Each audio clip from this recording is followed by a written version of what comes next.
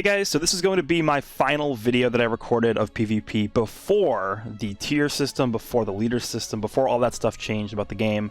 I recorded this video at the end of the prior PvP season, and I actually got to rank 13. Actually, after this video was finished recording, I actually got to top 10 single-digit rankings with this team. So this is a Super Saiyan team. I actually did a video, I believe, on this team already previously, but I liked it and I enjoyed it so much that I decided to continue going with it and make a longer style video out of this. So as you guys should know at this point, these longer style videos, I'm doing the voiceovers and the commentary post recording.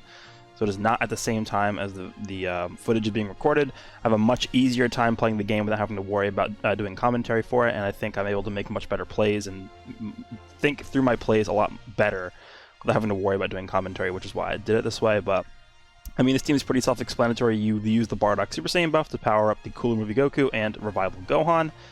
Cooler Movie Goku's getting a Zenkai buff from Yellow Vegeta, Bardock's getting a Zenkai buff from the Goku, and then the Broly's there just to provide a good Z ability for Super Saiyans. So, not really much else to say here, other than this team is very, very good. I think, actually, this team is going to be even a little bit better after the tier / boost system feature is out, because the Goku is a featured character, so he's in that featured tier. So he's actually getting an extra, I think it's 20% to damage, and then also some extra defenses as well. So this team is going to be pretty insane even after the new update releases. But yeah, this team was very, very good. So not really much else to say here, but let's go ahead and jump into the first match. And again, longer style video, so grab some snacks or whatever and just sit there, and I hope you guys enjoy the long showcase.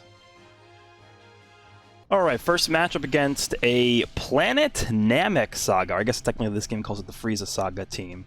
Pretty interesting considering you don't really see teams like this in the super, super high ranks. So I'm actually pretty excited, and it's pretty refreshing to see this. But we thought with this Namek Goku, I mean, the biggest concern here for me is Namek Goku. Frieza could also be a huge issue if he ends up getting like a blue card off on my purple Gohan. Could literally decimate my entire team. I have to go for the Beam Clash here just to preserve my Vanish on the Cooler Movie Goku. Do okay there. Ended up actually winning this, which is great. My hand is terrible. I hate having a full hand of strikes because it makes it very, very difficult to actually engage. About to go for a tackle there. He reads the sidestep, which is a good play by him. Goes into Frieza, and I actually can't switch because if I do, he'll just absolutely obliterate my Gohan. So we're kind of locked in here. As soon as Bardock comes available to switch out of, I do go into Bardock, and he's able to tank Frieza's attacks very, very well. So not super worried about that. Go for taps because he approached me, so I don't feel like just sitting there forever. Heal up with the green, see if he maybe wants to do something. He ends up going for a mid-range strike, which, you know, obviously it's not a great play. So end up PVing in there. And then how he pretty much has a choice to make. Does he want to give up Namek Goku or throw Roberry out there? And he's going to throw Roberry out there, which is the correct choice. Roberry, a very annoying character to fight. I feel like with the new boost system out at this point, well, technically the new boost system and the new leader slot system, he's actually a sleeper option that I've seen almost nobody talk about. That Roberry there. That was a really good rush by him, by the way. He single tapped me because he knew I had no Vanish left. So it was either I have to eat the rush with this Goku, or I had to switch out into somebody else. But that was a really, really well executed play by this guy. So that guy actually played this really well. But yeah, Roberry sleeper option for a lot of teams. Basically shuts down the Rising Rush unless your enemy is fine with just hitting you with you know, an endurance, a rush on an endurance unit. But you know, he's obviously weak to characters like Goku Black, the LF Rosé. Red Zamasu, once he pops his main ability, can just nullify the endurance. So there are some instances where he's not as powerful, but I think he's still going to be a sleeper option for a lot of those teams that really need a defensive option. And this is actually not looking the greatest for me. I end up getting a PV there. I think I might just go for the main. No, after the blue. Okay, yeah, to get rid of the endurance. Look how much damage Bardock is doing, by the way. This character's ridiculous. I wanted to see if he would go for something that would just rushed him right away. I think I popped my main here to see if he goes for anything. Yep, there it is. Perfect. And now we can just go for a card, get a combo going here, and I think I just go for that to get my Vanish back, which makes sense. You could either go for the rush there or just use the blue card. I think getting a Vanish is actually more important here than doing anything else, so that's why we went for that. And we ended up killing him anyway with it, so it was actually the better choice at the end of the day. And then there was just Roberry and Frieza. At this point, we got rid of the most problematic unit, so gets me with the blue card there. That was another really well executed play by him. This guy actually played pretty well, and I mean, in order to be anywhere near the top ranks with a team like this, you have to be very good. So, and then Gohan's just going to come out and do crits and be Gohan, do Gohan things, like be the most ridiculous character in the game, for some reason. Every single Gohan that comes out is the most ridiculous character in the game. But yeah, this is pretty much wrapped up. Roberry can't really... he knows, like, Roberry can't really do much from this point, so that's going to wrap up the first match. Let's move on to the second one. Alright, match number 2, we are up against a Movies Saga team here. Looks like he's using the new Cooler Movie Piccolo and Goku, and then potentially Broly or Revival Gohan. I mean, this guy has some options. He has Goku on the team as well. He ends up going for Broly over the Cooler Movie Gohan. Goes for a instantaneous mid-range green card from Piccolo. I don't know. What do you guys think? Is that a good play? I wouldn't really consider that to be that great. Catch me on the cover change with this Goku, which is fine. Just hope he doesn't have a blue card, which he does not. So, it looks like he's going to jump here. He actually waits it out, so that was well played by him. Catches my Gohan here with some cards, which is not the worst thing ever, considering I actually built this Gohan to be more tanky than not, because he's really the only defensive character we have on the team other than the yellow Goku, but I built the yellow Goku to be offensive. So now here comes Bardock. Very, very balanced character. You saw how much damage he did to that Piccolo in one card. So, yeah. At this point, we're just farming up the rush, and of course, as usual, the Dragon Ball is on the blue card, so we are going to have to try and launch that here soon. Okay, another mid-range strike. So far, this guy has done a mid-range strike and a mid-range green card. Honestly, the mid-range strike wasn't as bad as the mid-range green card. Dude, the first thing you do in a match is you just instantly start off with a mid-range green card that's a lunging forward. Like, that's honestly one of the worst things you could possibly do. So it's kind of weird that he did that. He opts to go for the main already, which I also didn't understand, so I was a bit confused as to why he did that. This main can actually be very, very powerful later on in the game, especially if you're in a circumstance where, like, the enemy can't switch, and this Goku's powered up by your enemy taking a bunch of, or your allies taking a bunch of hits. Like, I feel like he really, really wasted that. So he goes for another tap. At this point, I've seen him go for like a million tap blasts, so I'm just gonna throw a blast out there, and it ends up catching him. So hopefully we can get rid of this Broly and move on with our lives here. But of course, as always, I get guessed. Pretty sure I get guessed in like 10 matches in this video, by the way. Just very unlucky. So he pops his main to heal up, which makes sense. Goes for another tap, blast there. I don't know why I dodged there. I think that was probably just a phantom input, because obviously I didn't have Vanish, so there's no reason to dodge there at all. But he goes for the ult on this Gohan. It's not going to kill him. It brings the Bardock back out, which is honestly not the worst thing ever, because Bardock obviously is going to be able to stack his buffs up once he switches out again. I'm trying to get a PV here, but it's not really working out too well. I think I just clicked this to get my Vanish. Goes for the rush there. I think he actually did PV me, which I didn't anticipate happening. But hey, if we can guess his rush here, that's only fair, so I'm hoping maybe we get him here. And we do, because I don't think he used the blue card this entire match. So it was pretty obvious he had one there. It goes right away. Now I've pretty much figured this guy out at this point. He pretty much just goes right away every single time, so it's not going to be too difficult to come back from this. And at this point, I'm pretty comfortable with where we're at. I don't really see myself losing this match at all. Can pop Gohan's main ability to heal up our team a little bit. He has no Vanish, so we can go right away with whatever he's going to do here. But actually, it's a green card, so didn't think that would be that, but keeps jumping around, so I'm thinking maybe he has another green card. We'll see. Alright, we go into Bardock here, start our combo, goes into Broly, and at this point it's just like, alright, can I just get a combo started? If we can get one combo started on any of his characters, we're going to completely destroy him, so that's really what I'm banking on here. Goes right away again, as usual, he goes right away every single time. And then with one combo started here, I feel like we're in a pretty good spot, because he's going to have to switch out here, but he actually lets Broly die, which, again, I don't really understand, when he has like a near full health yellow Goku. So that's what it is. We're going to be able to get the revive with Gohan, which at this point I think we actually just are better off just dying, because we've already both used our first rushes, and this Gohan's just going to be doing a lot more damage once he is transformed, so good to get that out. So going to have to buy some time here. We can't switch out, and we're at disadvantage, so going to back up here. I didn't anticipate him just going for a mid-range strike there, so I thought he'd maybe go thought he was going to go for a blast, which obviously didn't happen. And at this point, again, I don't think we're going to lose this. Again, he goes right away. Every single time he goes right away, which is super, super easy to predict at this point. Bardock has his card draw speed. We can pretty much just continue comboing forever. And he's pretty much locked out here. I have my second rush available. I think I actually go ahead and use the rush, don't I? Yeah, I do. Okay. Because if I went with the blue card, he could have went into his red Piccolo and just eaten the damage. Even though it would have done a lot, I don't think he would have died from it. Alright, so we got rid of this Goku, and now all that's left is the Red Piccolo. Red Piccolo's good, but he's not going to be able to carry this back for this guy, that's for sure.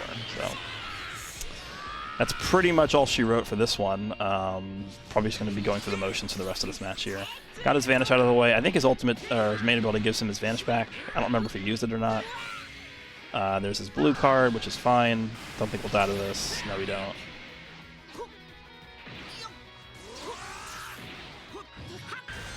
Okay, he goes for a mid-range Rising Rush. I can't tell what's worse. Is that worse than the mid-range green card to start the match off with? I mean, they're both terrible. I don't understand what this guy was doing like half the match. Whatever. We're going to close this one out here, and I guess we'll move on to the next one. Hopefully the next one's going to be a better one than this one.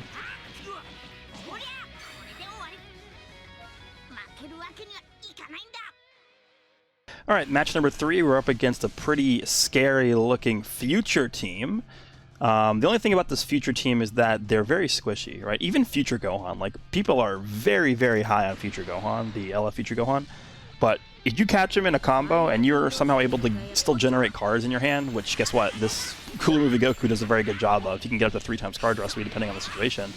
Like, you'll be able to just kill him, straight up. Especially on a team with, like, Super Saiyans where the crits are so abundant. I think we're going to be able to do some pretty good damage to this team, even though he brings in Future Gohan and whatever, so. End up catching him with the cover change here with the Goku. I didn't mean to press that strike there, so unfortunately we're going to have to see if we can catch him with a strike cancel, which doesn't happen. He has a green card there, he just throws it out, because whatever. That's fine. I think I eat this for a second, and then now I go into the Gohan. Yeah, there we go. Want to make sure I at least use the main ability on this character before we die. What is this? A mid-range strike, huh? Okay, well, that works for me. Now we're going to go into Bardock. I think I just weave in this blue card just to get the Dragon Ball, yeah. So now we only do one more Dragon Ball, and as long as we are able to rush anybody that's not this Future Gohan, we are in pretty much a winning position already. So, this guy seems pretty patient. He's not really doing much unless we're in mid-range, so. Let's go for the Blast, and I go right away. So I end up catching his Vegeta Blue there, and we'll just go for a rush. Hopefully end up killing either VB or Zamasu. He opts to stay in with his Vegeta Blue, which is fine. So if we can take him out here, that's perfect, and we end up able to take him out. So don't have to worry about the infinite strike combos and really devastating ultimate anymore. Zamasu's going to be annoying still, depending on how many green cards he can grab, but at this point, it's like we killed his VB, and his Future Gohan's like at a quarter health, so. Yeah, he just goes for the rush right there. I'm pretty sure that was like just a, like, he had to take that risk, right? I have Blue Bardock. How is he going to kill Blue Bardock? The answer is he's not. So I feel like that actually wasn't a terrible play, even though it seems bad. But now that it failed, he's just going to lose, right? There's no way he can win now. So we're pretty much just going to play it safe. I'm not going to try and just sidestep like a maniac here. If he wants to combo me for a little bit, I'm probably just going to let him. Now we'll switch into Goku to eat this ultimate. I think Bardock could have potentially died from this, but again, as long as we play safe here, we will not lose, because we already know that his ultimate, or his rush has been used. I ended up going for the tackle there, but like at the same exact time he goes for the blue card, so I was like, alright, well, that's like step one to the only way this match could have possibly lost, so, or I could have lost this match. I'm hoping he doesn't have a blue card here, because that would be annoying since it would generate another green card for him. Looks like he doesn't have one. We're going to just weave in these green cards here. What is this? Tap Blast. Okay, fine. Gonna do this again. I'm hoping we could just PV him here, which we don't. End up catching him with the Blast. I guess he was waiting for like to use a blue or something, but take out the Zamasu at this point. He's really, really in a bad spot. I'm thinking maybe he'll go for another mid-range strike or something, because he did that earlier. Okay, there's the strike cancel, and this is probably going to be another strike here. Yep. I was a little bit slow on that Vanish, but we ended up catching him with the Bardock, and that's pretty much going to be the end of this one, so. I feel like that rush that we had in the beginning is really what sealed the deal in this one.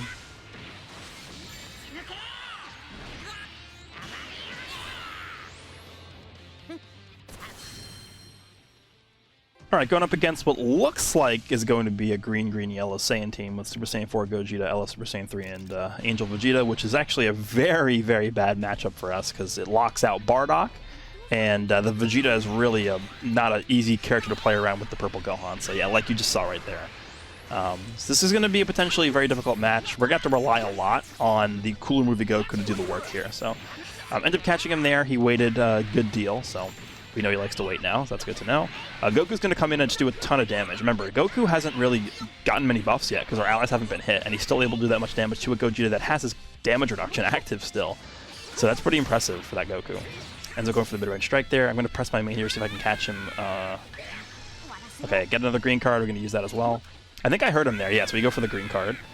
Nice. And I think we end up dropping here. We do. He brings in the... He pretty much has to bring in the Vegeta at that point. Otherwise, his Gogeta would have just died to another card. So I was like 99% sure he was going to switch there. Now we just need cards. And at this point, actually things are looking pretty good because his Gogeta's pretty low on health. He had to use the Vegeta main ability very, very early on in the match, which is actually... When you have an opponent who's using a team with this Angel Vegeta and they use the Angel Vegeta's main ability like super early on in the match, I feel like that's a really, really good sign that you're in a really good spot. His Gogeta comes back in, obviously with the switches and main ability from Vegeta, he's healed back up. Plus he also has the main ability to heal up with. The one thing I'm trying not to do is get rushed by Gogeta, because if we get rushed by Gogeta, then we just lose. And I intentionally ate that second blue card from him because I knew he was going to try and rush me. So, and obviously, also right there, I thought he was going to switch there, which is why I dropped the combo, but ended up catching him with the rush on Super Saiyan 3. So if we can get the Super Saiyan 3 out of here, that is perfect. I think the play that won me this game, though, hands down, was the one where I let him hit me with the second blue card. He obviously pre-clicked the rush, so some people will do that. I think that's a really bad habit to get into. You shouldn't pre-click the rush, because if your opponent just ends up eating that second blue card, or any of the blue cards that you do, then you're just going to end up fuddling your rush and wasting it. That's a lot of damage we just did from from that blue card there. And at this point, it's pretty much in the bag here. Okay, look at that damage. Look at that. Cooler Movie Goku's coming through, destroying his whole team. Definitely a very impressive showing here for sure, but that's pretty much going to be the end of this one. I think what we'll do is we'll commentate one more match, and then we'll leave the rest of the video to you guys to enjoy without commentary. Alright, up against a Movies team. So this looks like it's going to be the kind of the typical Movies team with Bojack and Gohan, and then I guess he might throw in the Cooler Movie Goku, or potentially the Broly, because he knows I have Bardock. Broly's not a bad choice here. He ends up going with Cooler Movie Goku. Okay, I mean, that makes sense too, because he's good against the Gohan, so... Alright, let's see what this guy does. Ends up catching me with a double sidestep. That was actually a bad play by me. I don't know why I just went for the double sidestep, like, just, straight up, but whatever. Misplay by me. So he's able to get all this free damage against me here. I'm thinking the reason why I didn't go into the Goku here is because he could have went into Bojack and just used his ult on me, or I guess Awaken card on me, which is why I stayed in with this Gohan. I'd rather this Gohan eat it than the Goku, because we can always just revive here. So we're going to end up being at 1 health here. Also, what I should have done there was I should have just clicked that card on the left with the Dragon Ball just to get the Dragon Ball, but it is what it is. We're buying time here just so that we can bring Gohan back in soon, in case we need to. End up matching his blast there. I think I just go for taps. Yeah, again, I'm just buying time, waiting for that Gohan's sub count to go down. There's his Gohan. I think he has a blue card. He's acting like he does have one, so... Yeah, there it is. So now we can go. He has no Vanish. And we can start comboing him. This Bardock's going to be probably the MVP of this match, just because of the fact that Bojack is like the main threat right now until the Gohan revives. If we can catch that Bojack in a combo with Bardock, either with his ultimate, or we can potentially get him with a rush, like he's just straight up going to die. So that's really the goal here. That's my win condition for this match here, is being able to catch that Bojack in a combo with Bardock. He floats into mid-range, backs up. He goes for the blast there. Go into my Goku. I think I might go for a tackle here. Yeah, I do. And then I go for the blue card. He's probably going to go into his Goku, which he does. Got some pretty solid damage in for free there. Goes for a tackle. Pretty easy to spot that. And I think we just go to Bardock and rush. And if he wants to bring Bojack in, which he does, this is exactly what I was talking about earlier, where if we can get this exact scenario to play out, then we're in good hands. Because I knew Gohan couldn't swap back in yet. He just switched out. So being able to do this and ensure that we're killing either the yellow Goku or the Bojack is perfect. And to be honest, I'm surprised he even went into Bojack there. If I was him, I probably would have just stayed in with the Goku and just had him take the hit, because he was already low on health anyway. So I'm pretty surprised he did that. And I'm also surprised he did that. My Bardock is sitting at long range. He just clicks the green card.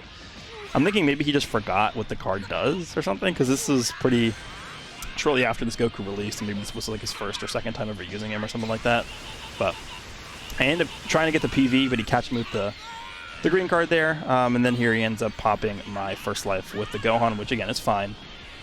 I think this is honestly an ideal usage of the rush. So able to revive here, and it's going to be a very, very difficult uphill battle for this guy to come back from this point. But obviously, if there's a character who can do it, it's definitely the Revival Gohan. So I'm not going to say it's over yet, but things are definitely looking good for me here. He catches me with the blue card, which is actually a good play by him. I know he has no Vanish, so we're going to go with this. And we're going to finish things off with Goku. The reason why I went into Goku here is because I know I have the main still left off with him. So I'm going to prop the main right away, see if maybe he goes for a blast or a tackle right away. And if he does, we can just instantly end the game here if we kill this Gohan, like, right now. So I go for this. Doesn't actually end up doing anything. See if I can maybe PV him. Doesn't happen either, so... I wait for him to sidestep, and then I go for the blast. He actually does a good job catching me with this guy's main ability, though. But at this point, he can't really kill me, and he's already used his rush, so I'm not really worried about pretty much anything he can do. Bardock's going to be able to tank this perfectly fine. And at this point, I think what he needs to do in order to win from this position is he has to just rely on Purple Gohan stacking his attack through cards, and then somehow farm up a rush to kill my yellow Goku, because that's really the only way I see him winning this. He has no advantage left on that Goku, so we're able to catch him with that. I think I pop my main with Bardock just to get the extra card draw speed. And this is unfortunate that we drew a green card right there, because that takes the place of a card that we could have actually used to extend the combo out, but it is what it is. Gonna have to just throw that there. Alternatively, I could have used the blue card and saved the ultimate for, I guess, Vanish preservation, but end up catching him on the Vanish there, and it's pretty much a guaranteed hit with the blue card to take this Gohan out, and now it's pretty much sealed the victory here is sealed. So hope you guys enjoy this video. Don't forget, there's still like 40 minutes after this to watch the rest of this, but it's going to be without commentary. So again, hope you guys enjoyed. Thanks for watching, and I'll see you guys all in the next one.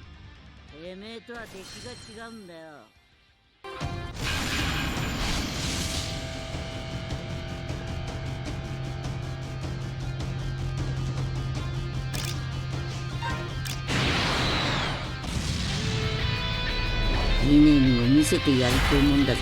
おっと！おっと！俺に任せろ！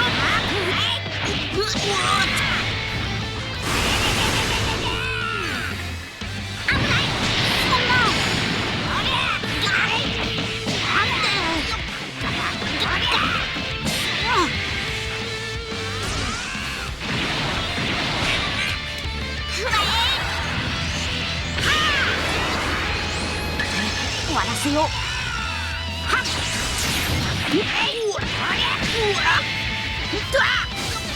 おっと！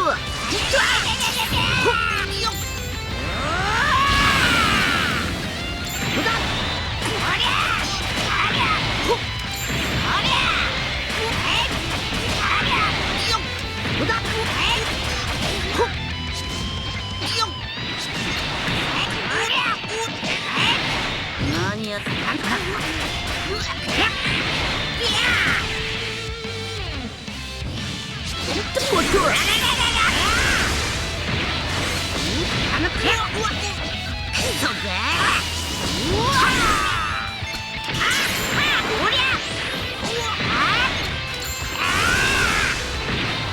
謝っても許さねえぞ。あっこしだ。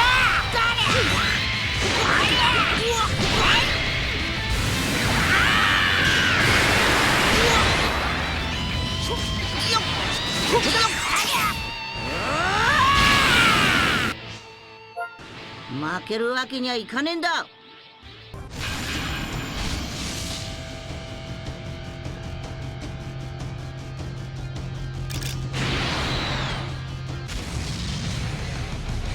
ってみます。おりゃまだにあはっまだおりゃそうかおっと終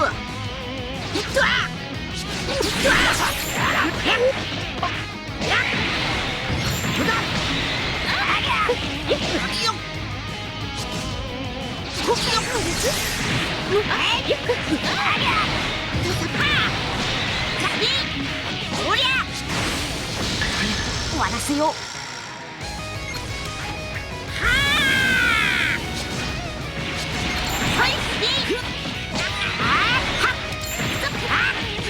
まだ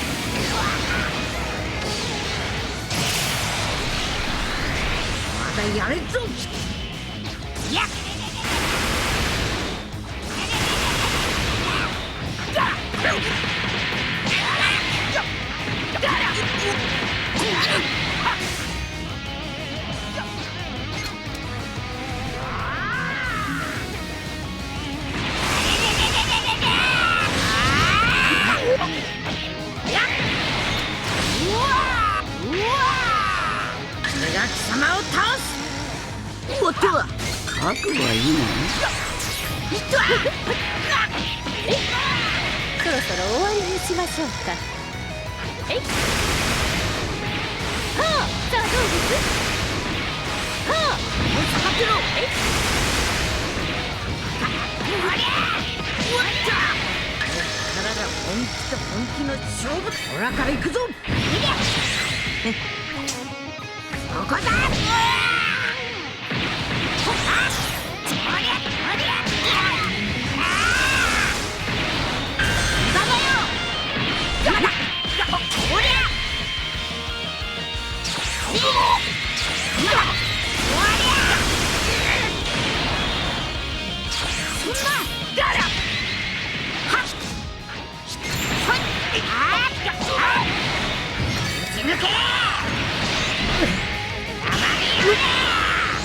もっとはもっとは行けるよ。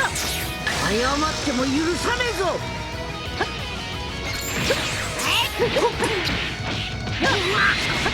行きます。さあどうです調子に乗るなよ。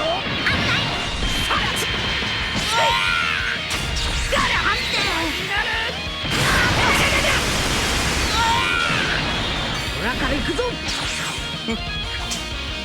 ここだ。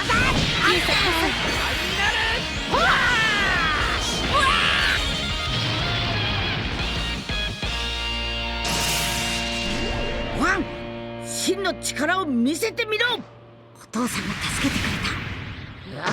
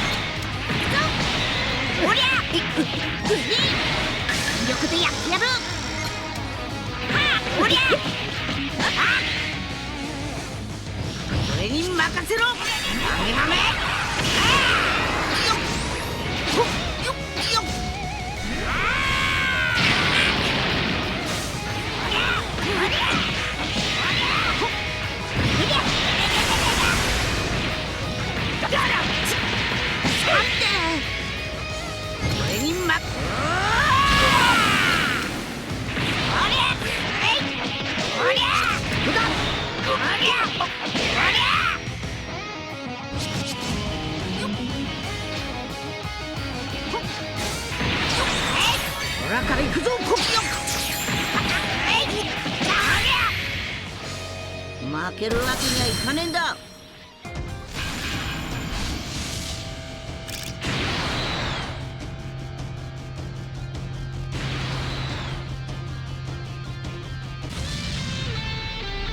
ミネにも見せてやりと思うんだ。おっとおっと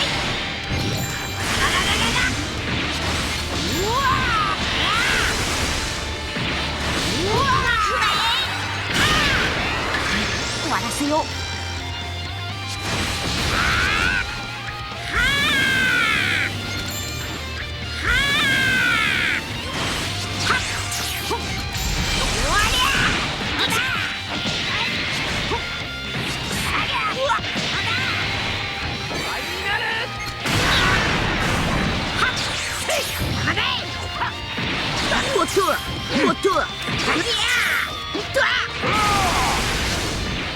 逃がさん。これでとどめだ。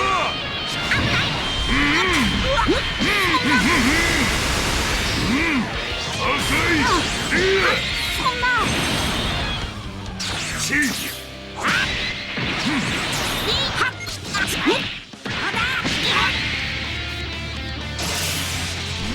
ワン、真の力を見せてみろ。お父さんが助けてくれた。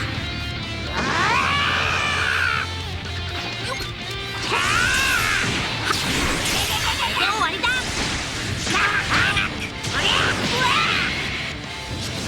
謝っても許さねえぞ。覚悟しろ。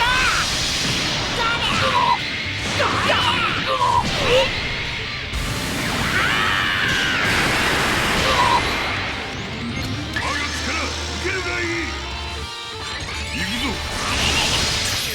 ねえ甘いわ。はあ。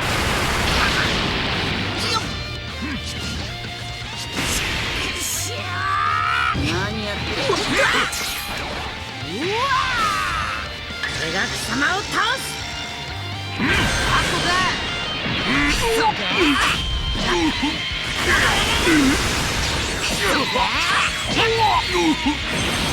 これで終わりだ。抜け。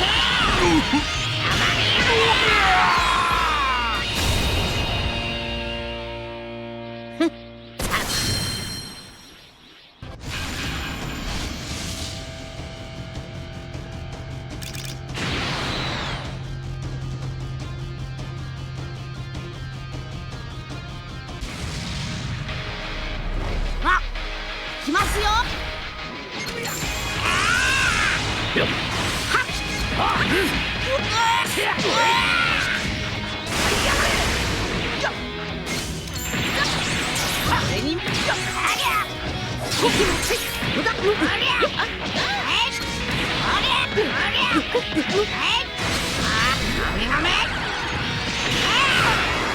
おっと。うわ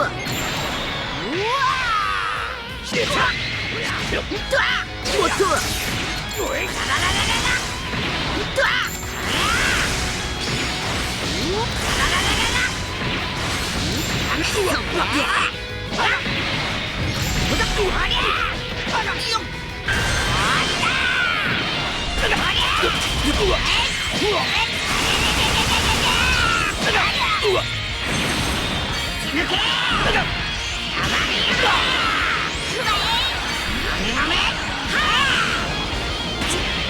そんなバカな。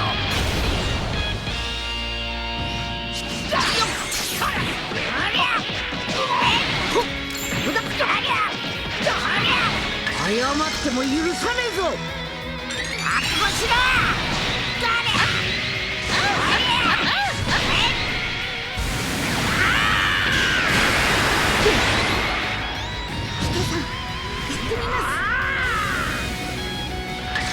終わらせよう。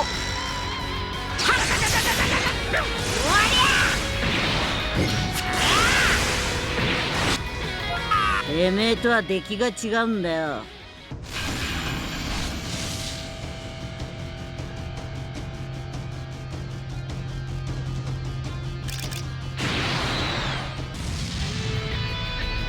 やるんだろ。おっと。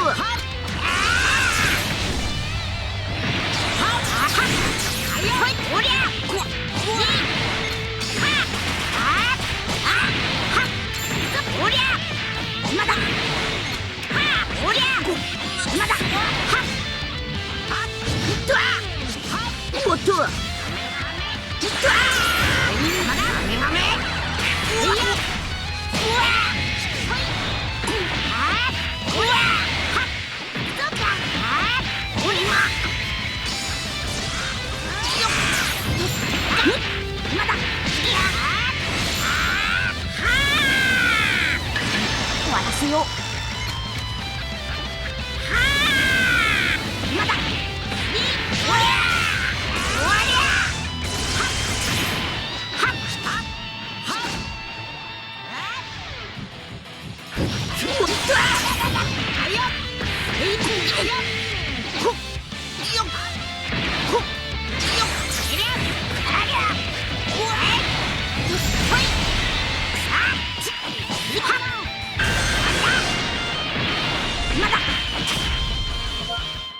すがに強いや。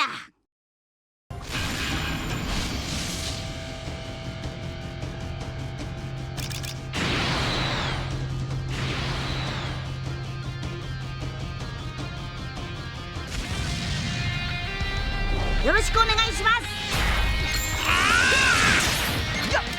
まだ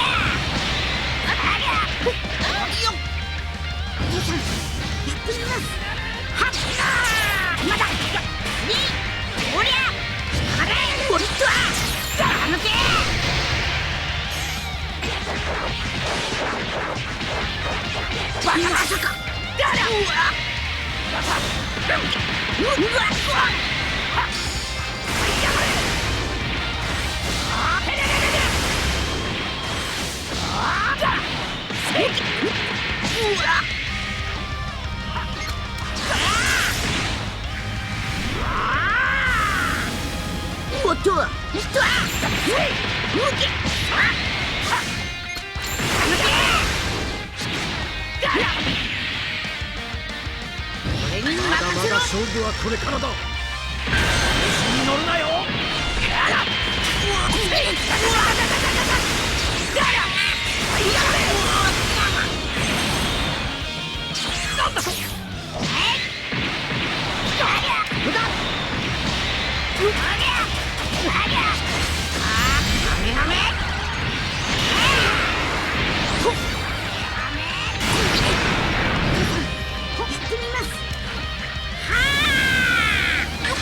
終わらせよう。こ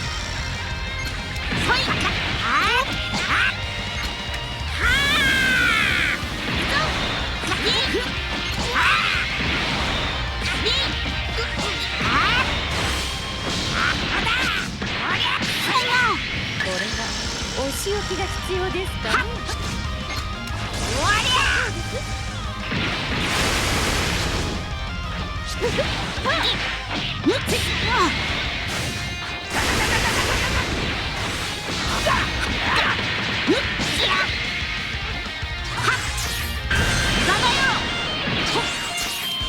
勝負はこっからだ。まだまだこんなもんじゃねえぞ。おりゃまだおりゃ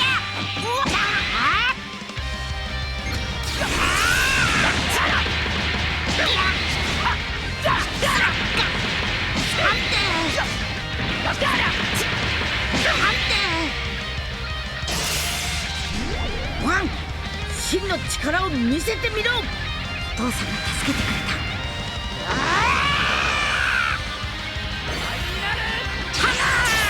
謝っても許さねえぞ。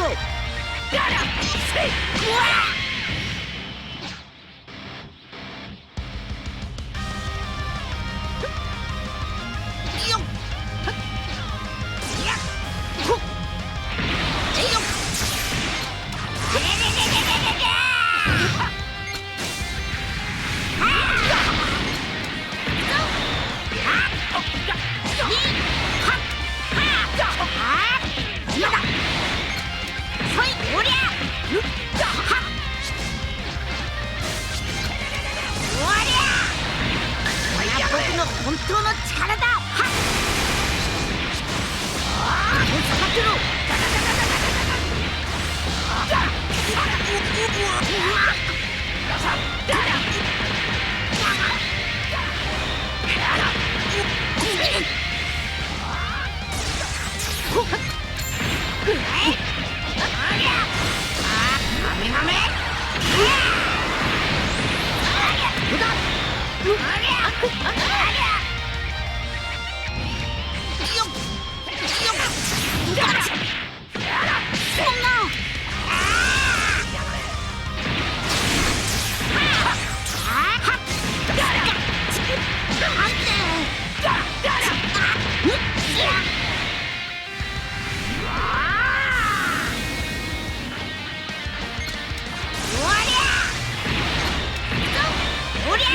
邪魔だ。メガメ。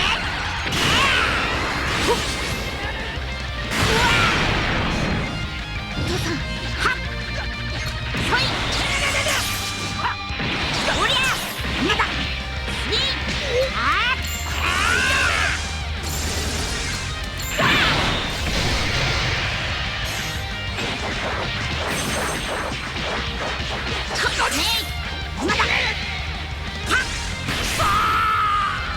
負けるわけにはいかないんだ。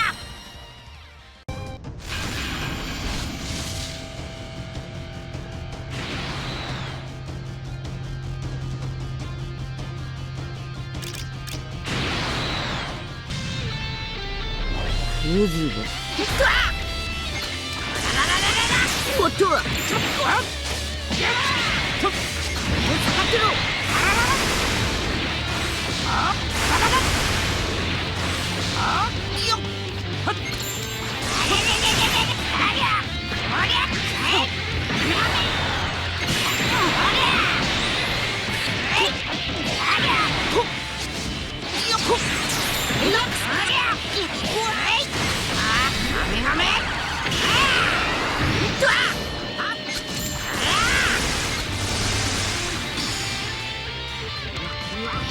貴様を倒す。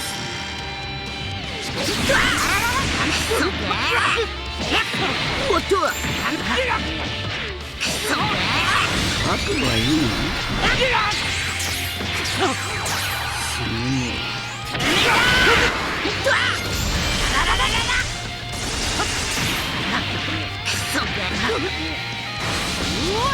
と、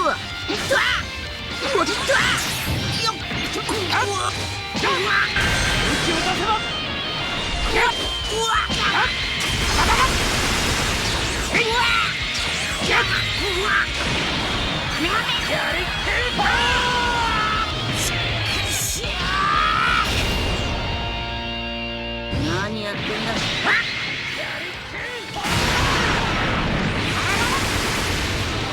この程度か。俺に任せろ。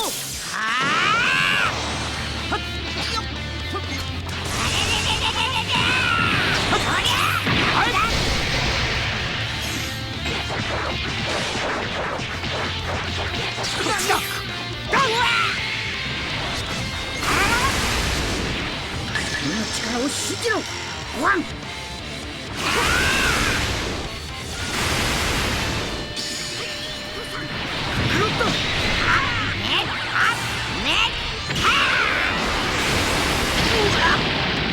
俺にこれは怒ったぞ。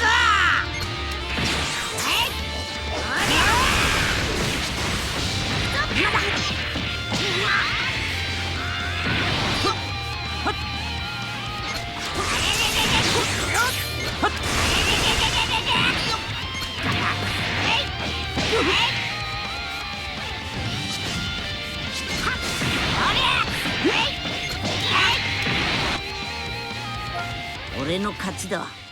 諦めろ。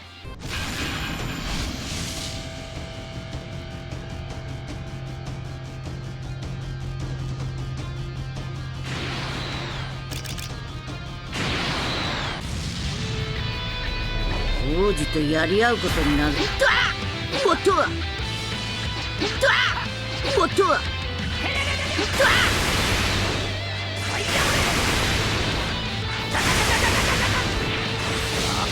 がってろ。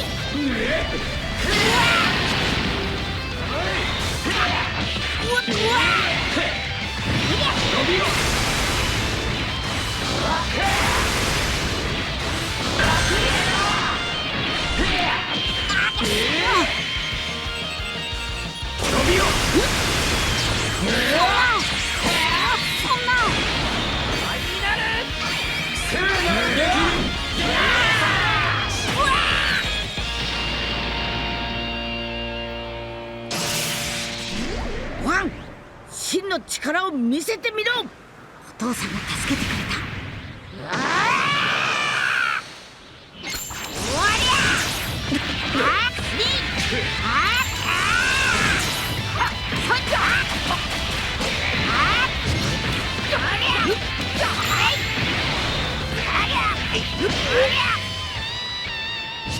謝っても許さねえぞ。ほっはめはめやっよっほっほだおっとわくそけくそけ俺が貴様を倒す。おっと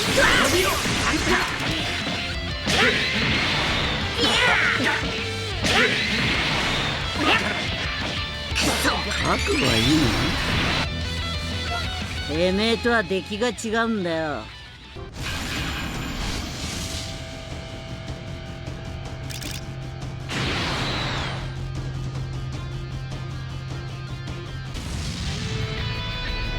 あ、来ますよ。は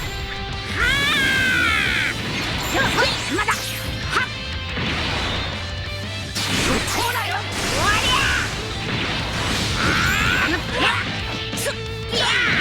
おっと、あのけ。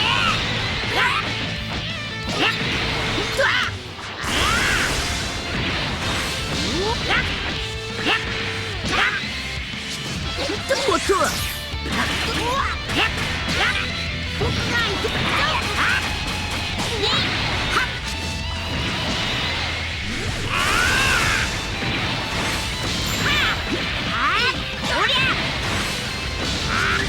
終わらせよう。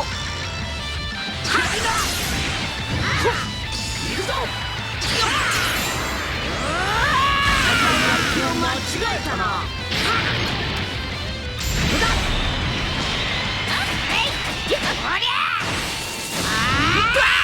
これはお仕置きが必要ですかね。おっとくそべなんてくらえ。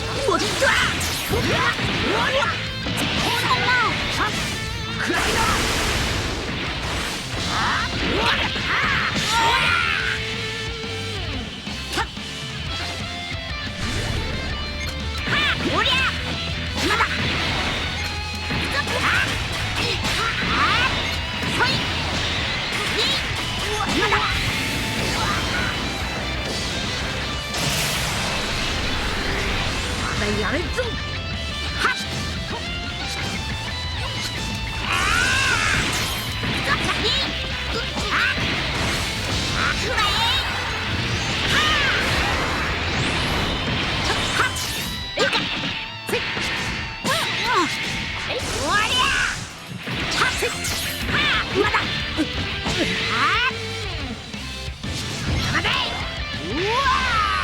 おっと、俺が貴様を倒す。おっと、覚悟はいいの？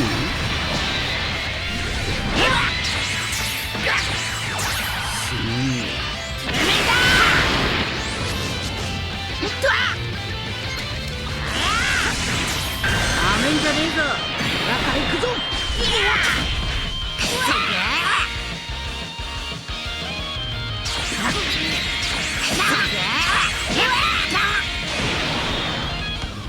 まさか。おっとおりゃさすがに強いや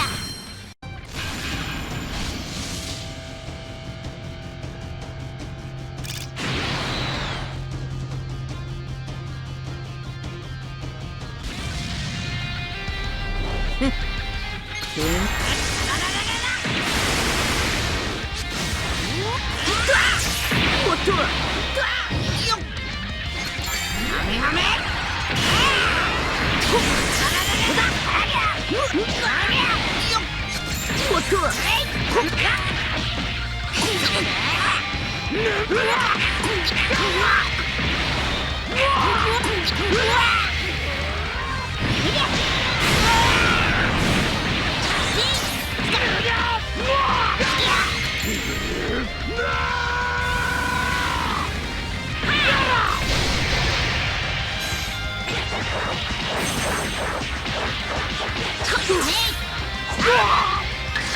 終わらせよう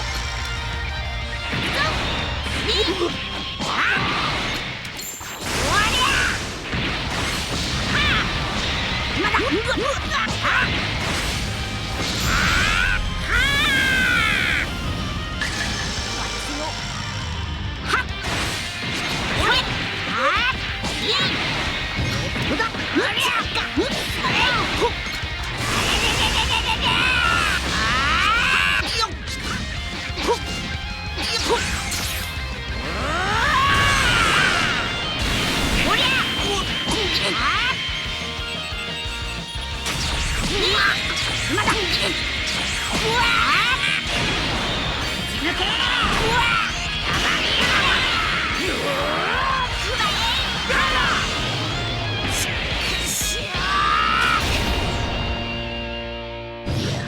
最下級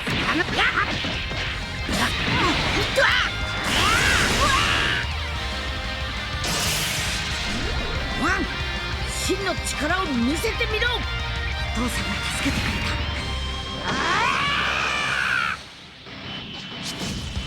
たおっとあこ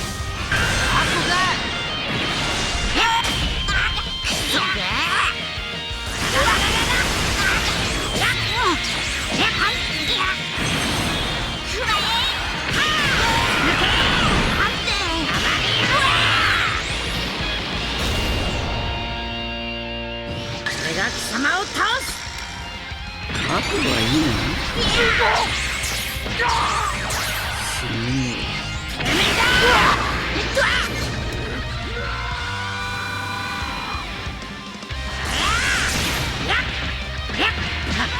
おっとおっと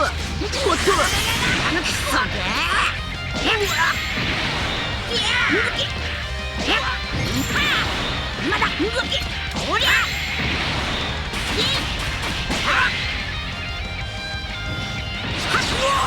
おりゃおりゃくら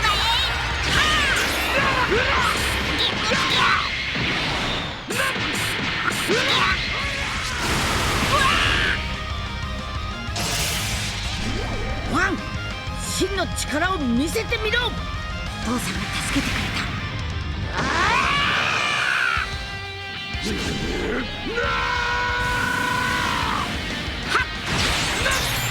おりゃ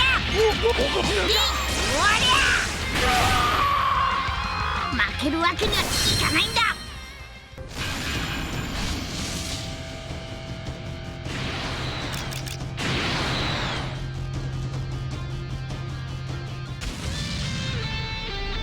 よろしくお願いしますおりゃ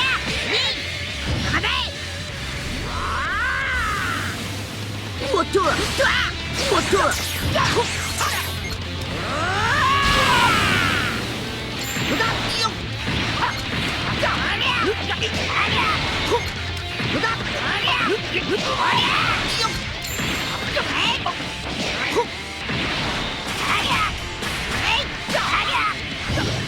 最下級兵士のクソガキがおっと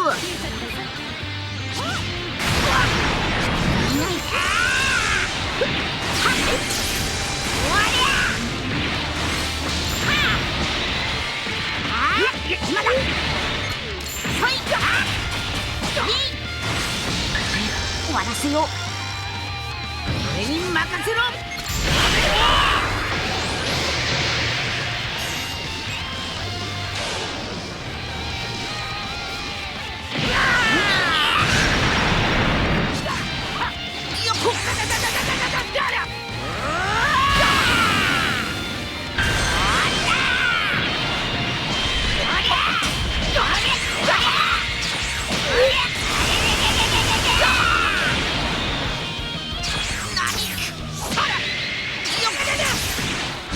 俺が貴様を倒す。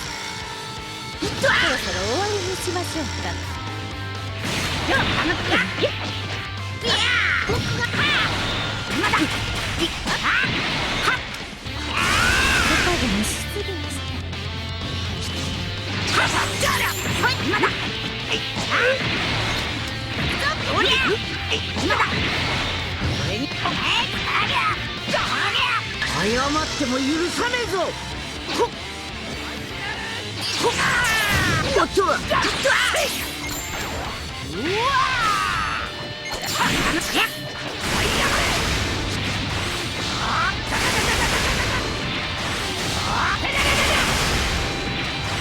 返しきれんほどの技を食らわせてやる。これで終わりだ。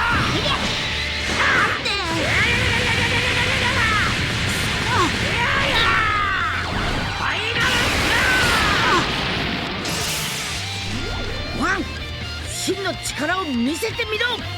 父さんが助けてくれた。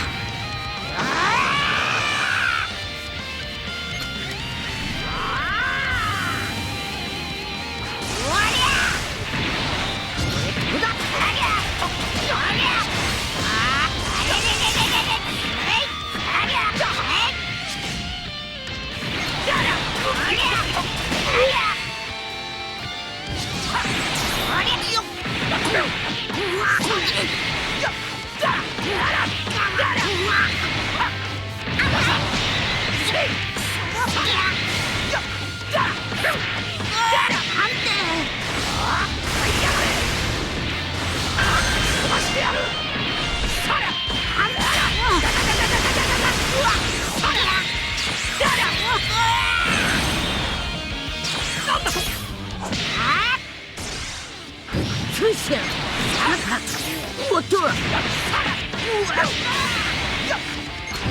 てろ。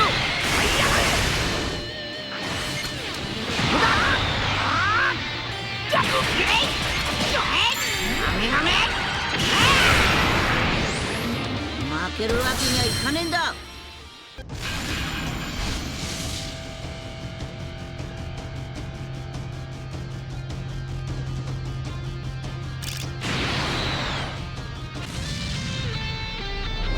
その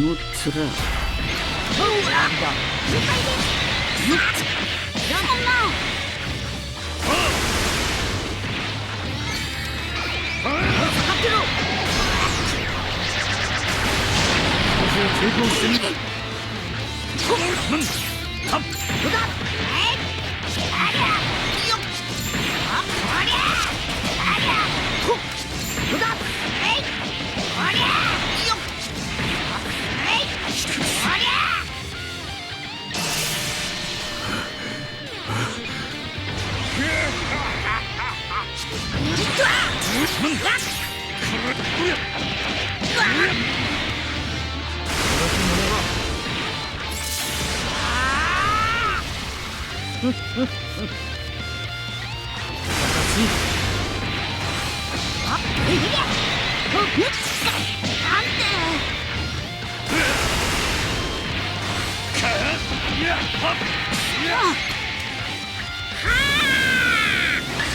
終わらせよう。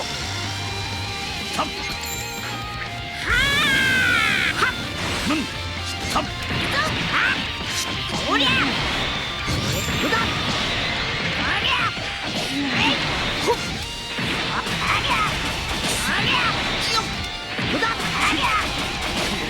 謝っても許さねえぞ。覚悟しろ。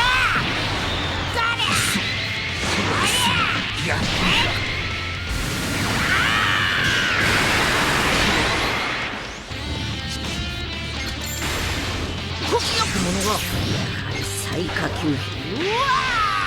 おっとおっと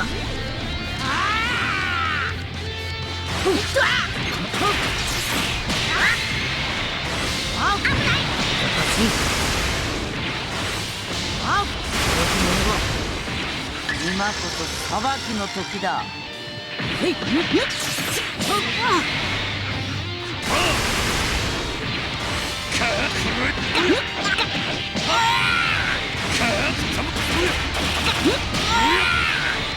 駄な努力は要するんだ。受けてみろ。下がってろ。遅い。そろそろ死ね。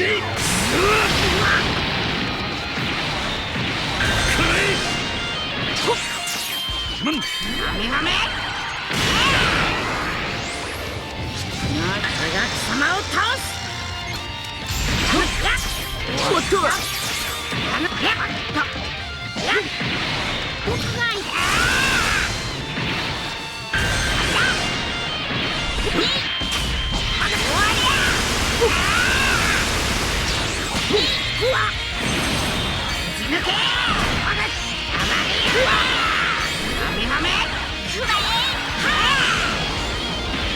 嘘だ。さ